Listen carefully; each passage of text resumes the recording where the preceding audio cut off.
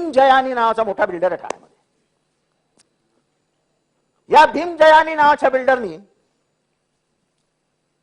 एक गार्डन केली. ती गार्डन करायला काय हरकत नव्हती, ती त्यांनी स्वतःच्या जागेत केली. पण त्याची गार्डन त्यांनी बनवली आणि तो गेला म्युन्सिपाल्टीत की मला टीडीआर द्या. अरे तुला कोणी सांगितलं गार्डन बनवायला? काय तुझ्याकडे ऑर्डर, काही मोजमाप, काही इंजिनियर तिथे गेलेत? काय नाही, पण मला टीडीआर द्या. एक कर्तव्य दक्ष अधिकारी होता संजीव जयस्वाल, त्यांनी सांगितलं अजिबात टीडीआर देणार नाही, तुझा आणि आमचा काही संबंधच नाही, तुला आम्ही ऑर्डरच दिलेले नाही, तू आमच्याकडे मागायला येतो कशाला? त्याच्यानंतर हा गेला हायकोर्टात, पण दुर्दैवाने राजकीय दबावामुळे महानगरपालिकेने कागदपत्रच दिली नाहीत.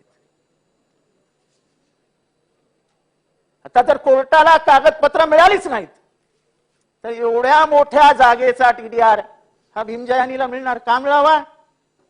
भीम जयानीने महानगरपालिकेच्या सांगण्यावरनं केलंय का? उत्तर नाही आहेत. मुख्यमंत्री महोदय समोर बसलेत, मला माहिती आहे त्यांना ह्या प्रकरणातली काहीच माहित नाहीये, काही माहित नाहीये.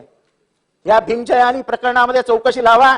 तुमच्या खालच्या अधिकाऱ्याने भीम जयानीशी हात मिळवणी करून करोड रुपयाचा टीडीआर खाण्याचा प्लॅन केलेला आहे. आपण याच्यावर चौकशी लावा.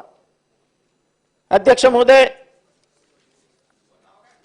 हा भीम जयानी मी देतो ना. अध्यक्ष महोदय, कुठल्याही शहरामध्ये बस चालवायला काही परमिशन्स असतात ना, काही ऍप्स असतात. असं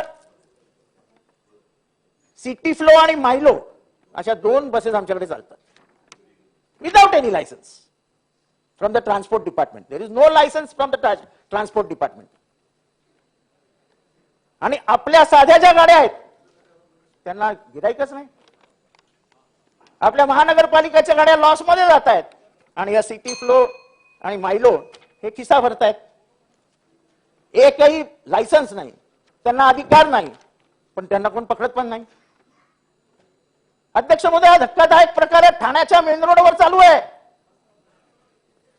तुमची स्वतःची महानगरपालिकेची ट्रान्सपोर्ट सिस्टीम आहे, त्या ट्रान्सपोर्ट सिस्टीम वरती हाचा परिणाम होतोय आणि ट्रान्सपोर्ट सिस्टीमचे दिवसेंदिवस उत्पन्न कमी होत आहे. कामगारांना पगार द्यायला पैसे नाहीत अशी परिस्थिती आली आहे. या सिटी फ्लो आणि माय फ्लो ह्याच्या मागे कोण आहे? तुम्ही कोणाकडे बोट दाखवतोय?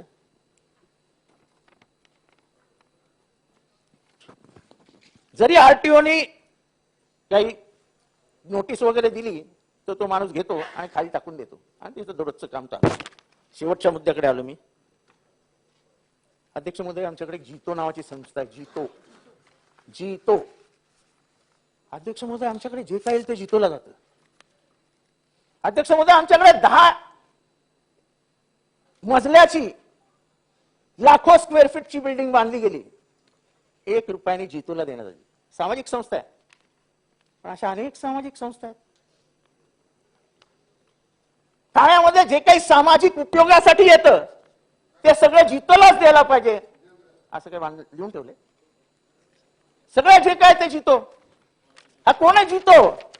हे बघा पेपरला छापून आलं, 16 कोटीचं नुकसान. जर एकंदरीत जीतोला दिलेल्या सगळ्या जमिनींचं कॅल्क्युलेशन केलं तर 1600 कोटी रुपयाचा भ्रष्टाचार आहे. 1600 कोटी रुपयाचा ठाणे महानगरपालिकेने जीतोशी हात मिळवणी करून घेतलेला भ्रष्टाचार आहे. ज्याला चांगल्या चांगल्या संस्था आहेत, आणा cancer hospital, Tata cancer hospital यायला तयार होतं. तुमच्याकडे जमीन असेल तर जगातल्या चांगल्या चांगल्या संस्था तुम्हाला आणता येतील, पण तुम्हाला हे करायचंच नाहीये.